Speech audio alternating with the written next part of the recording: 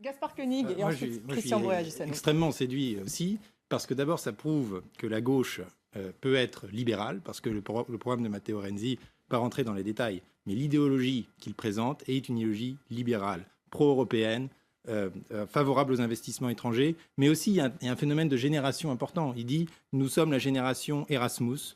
Il veut mettre fin à la gérontocratie du Sénat. Il est pour le mariage homosexuel. Il est pour la flexibilité du temps de travail. Il est pour réduire drastiquement et les impôts et les dépenses publiques. Et pour moi, ça, c'est l'avenir de tous les grands pays où l'État-providence a été boursouflé, dont la France aujourd'hui. C'est la Big Society de Cameron, c'est le programme de Renzi, c'est la société participative des Pays-Bas. C'est ce qui arrive dans tous les pays et qui va arriver en France, qui est une société où on laisse souffler les individus et où l'État se retire peu à peu du monopole qui exerce aujourd'hui sur l'activité. Christian Breuer, jamais. Je partage une partie de tout ça et je voudrais simplement...